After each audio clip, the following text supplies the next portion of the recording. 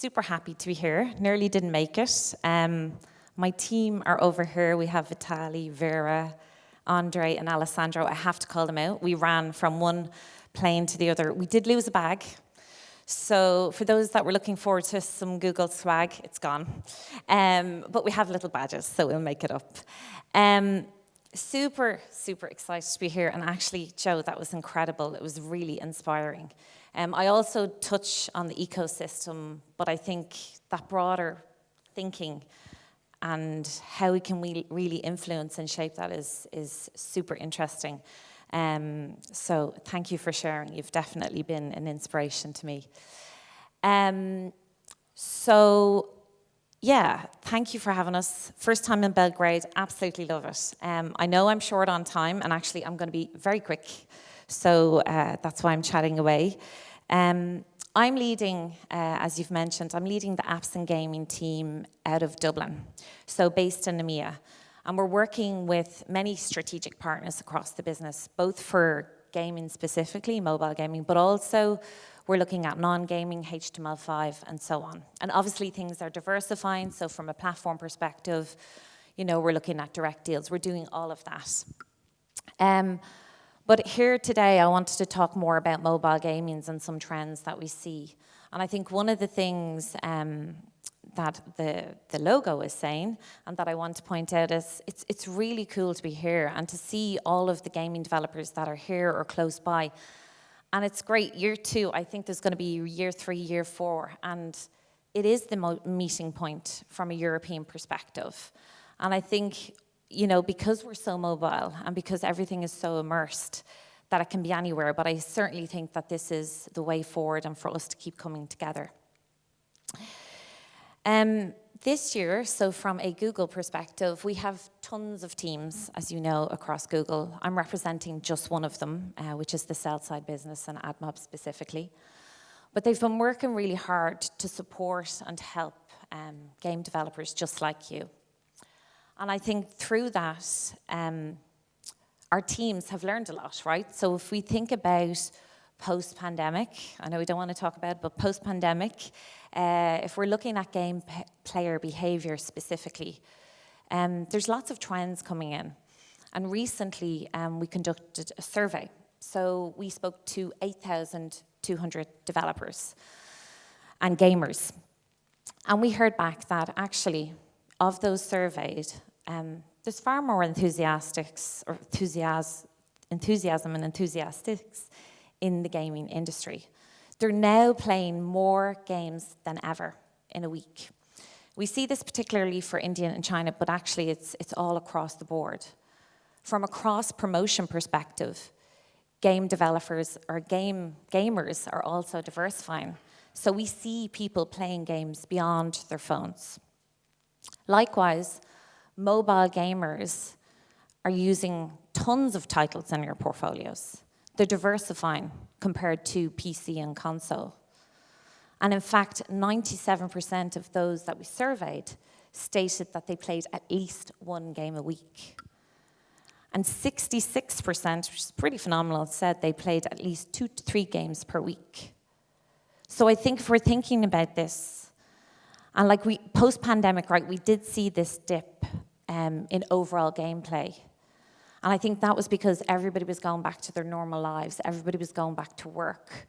And even still, the numbers that we see for mobile gaming has reached an all-time high since 2020. So while we're really encouraged by this, and I think Joe touched on tons of stats around the billions of people that we're touching, it's all really healthy. Our ecosystem is going, yes, there is more work to do, but there's also challenges and headwinds. And so just to touch on some of those briefly. First of all, from a developer perspective, if we're thinking about ads, we know that some of the developers are struggling, right, in terms of how they're managing the return on ad spend. And I think this is going to be a big challenge, and we really need to think about how can we do better, right? And there's tons of teams at Google that are there trying to support our partners better. We're looking at app campaigns, capabilities. We're looking at privacy sensitivities. We're looking at all of these products and platforms to help improve ad performance for our partners. If we think about the audience, the relationship that we have with our audiences and our users is also becoming more important. Now more than ever, they're evolving, they're so quick, like we can't keep up. So I think the more you know about the user, the closer that relationship is, the stronger that you'll be in this environment. In terms of advertisers and tech companies as well, I think how they're buying, how they're targeting, it's evolving so quickly that we can't keep up, right? And I think it is time to adapt, and we have to think about how do we evolve as well as buyers or as developers, so that we can, optimize and take these opportunities by the reins. And there's tons of stuff, likewise, again, from a Google Ads perspective, which is the other side of the business. We know they're investing in TROAS, and they're looking at lifetime value and quality of users. So there's tons of things happening, but there's still more to do. Another point, actually, and it touches on some of the ecosystem and what we should be thinking about. YouTube recently put a number out that from a gaming content perspective, there was 2 trillion views of gaming content in 2022. It's pretty phenomenal. And I have a 15-year-old son, so I can see why. But there's tons of influencers and content creators that we should be thinking about as game developers. If you're building strategies for the years ahead, you need to think about the communities that are also part of that. Whether it's in other forums, whether it's music, YouTube, whatever it may be, this is such a broader ecosystem, and I think, Joe, you also touched on what that looks like. So some of the things that we need to think about. Privacy has an impact, right, on your user acquisition strategies, and it's certainly something that we need to keep top of mind. I think we've also seen consumer spend adjust, right? So we've come back from this 3-year pandemic where we were. But for sure, we can see here, right, players are still immersed in your games. They're still coming back. They're diversifying. There's so many titles. There's so much on offer. There's a game for absolutely everything. And I think when we think about some of the top genres, so we have creative sandbox, we have role-play games, we've seen an increase of 25% from 2021 to 2022 in these genres. Like, if we want to adapt, if we want to grasp this opportunity, we have to move. And I think in order to retain your best players, you need to optimize for that, and you need to start thinking about all of this when you're thinking about your portfolios and your rollouts. Now, from an AdMob perspective, and this, of course, is my business, there's also an opportunity to strengthen your monetization strategy. And so we can think about that when we think about first-party data, and we can think about that from a monetization perspective when we're thinking about cross-promotion or whatever it may be. But I think successful games no longer have to think about monetization as an afterthought. Monetization should be part of that creative planning, that journey, that you're working with the different teams across your studios. We need to think about it. I think designing a thoughtful monetization strategy has come super important for people. And you see the statistic here is about 80% of people care more about their private policy and about online privacy. So we need to think about that. And we need to adapt and think about how do we think about gameplay? How do we think about our relationships with our consumers? How do we think about the information we provide, the content we provide, and keep that relationship strong, build that trust with your users? Now let's talk a little bit about the strategy, and I won't spend too much time on this, but if you're thinking about long-term growth, certainly a first step in the right direction is first-party data and building a relationship with your users. We find that any strong relationships from a user perspective, it will increase your consent rate. And that's becoming more and more important, right? We've seen the recent IAB releases and news. That's super important. It improves the data capabilities of your companies. It improves user retention. All of these things are super important.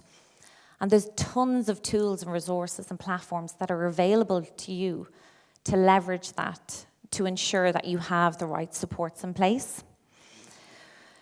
Now, when we talk about some of these issues, I'm here tomorrow as well. We can talk about them one-to-one. Our teams are here. We're going to have App Hub, as was mentioned earlier in Game Camp. So there'll be more depth around some of these topics. But again, I just wanted to touch on it for today. And then, as I said, you build your relationship. You make sure that you protect their privacy online. You're doing all of those things. And then a great way to scale your business, of course, is to think about how do you mediate? What's the platform you use? How are you going to monetize? So 3 things that I'm just going to mention here from a pure platform perspective that I feel for us this year is going to be really important. One is, yes, monetize on platform, whatever it may be. Ours is AdMob. And this is going to help your monetization strategy overall, whether it's delivering eCPMs, revenue to your 200 plus bidders, whether it's waterfall or whether it's both. Secondly, we've listened, so we've heard feedback from our gamers, from our developers, that they want more data transparency. So when we think about that data piece, we're investing more. We want to give you the reports that you need in order to be more transparent. And then finally, we're thinking about cross-promotion. So this year, we're testing with a specific number of partners. But we know this is the needs of the gaming industry, and so we're listening, we're acting, and this is something that we're going to roll out. And of course, all of these things will increase your user retention and your lifetime value, and that's what we want. I'm going to talk about play for a little bit, because again, when we think about the ecosystem and where it all started, play is 10 years old, which was quite shocking for me, but then at the same time, it's just grown so quickly. So they recently celebrated their 10-year birthday, and it's brought billions of games to people, right? It's opened to so much avenues, and you've all been a massive part of that in fueling that ecosystem and supporting your games on a platform such as Play. But I think it's just getting started. I think there's so much more that we can do, and I think the Play teams are certainly want to be on that journey with you. And they definitely want to drive the innovation alongside you. So I think there's going to be more to come from Play. And again, there's just another stat here, 2.5 billion active users across 192 markets. So overall, I think our ecosystem is good. In terms of how we're supporting that, again, there's other teams.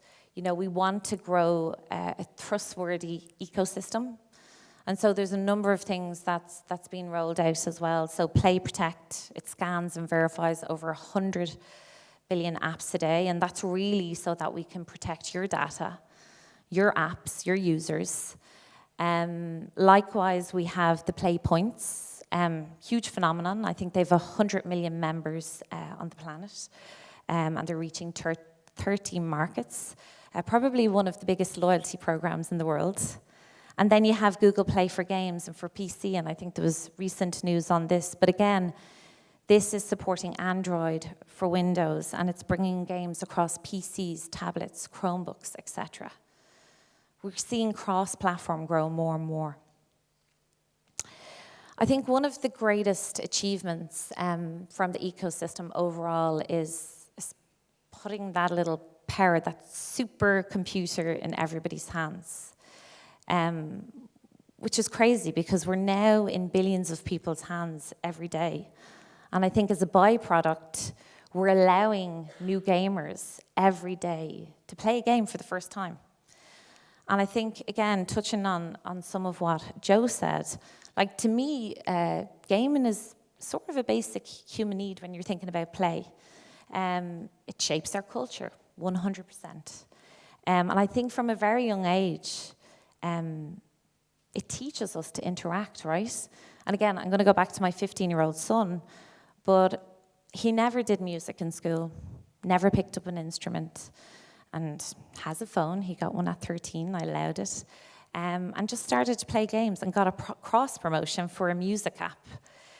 And he can play every instrument now. He's like, within a year, he's just taught himself piano, guitar, etc.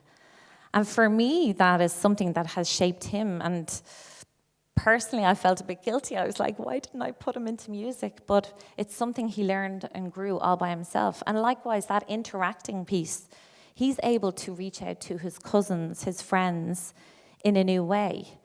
And it's not just sitting on their bums all the time. It creates opportunities for them to connect in other ways as well, which I feel is quite interesting. So while games is absolutely a universal experience, right? And you can see the evolution sort of what's happening. It is sort of seen as a high-end hobby, right? So if you're thinking about the arcade games, consoles, personal high-spec computers, it can be quite costly to play those innovative games and to develop those innovative games. So I think this is also true for game makers, right? We've seen costs increase quite steadily, decade over decade. I think the estimates are that it's gone 10 times every 10 years since the early 1980s. So if you're a developer and you're creating games, it's becoming like a much heavier thing, right? You're building for multiple platforms, there's increased technical investment, you have to be more aware of your users' expectations. But I think that's pretty true for consoles and PCs. I think when I think about the ecosystem, there's an alternative idea here. We're bringing millions of games through very low-cost mobile devices, right? They're affordable, and we're bringing them every day, and we're creating new waves, new innovation. And we give this option to billions of users, and I think that's pretty impressive. So there's a huge opportunity here, right? We have built this all in an open source, and we have a vast set of tools and resources that really is accessible to every game developer. And what's also different is the free-to-play business model. So this has sort of changed as well. It's shifted from game makers being more accountable to their users. So instead of like the pay-to-play, games now strive to captivate their players. They want to create opportunities. They want to create communities. And I think this is a really compelling thing, right? And we need to influence that and make sure that we have this case on paid content. So it shifted.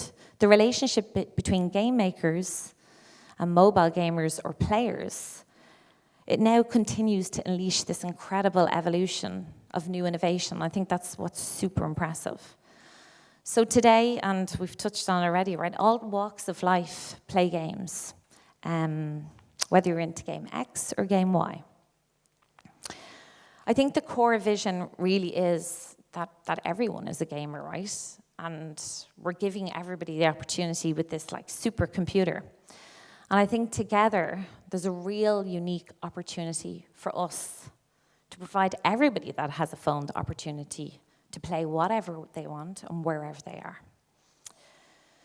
And for game makers, it's the same, right? We need to make sure that we have the tools and the platforms, and we evolve as the ecosystem evolves, and that we bring this like creative vision to life.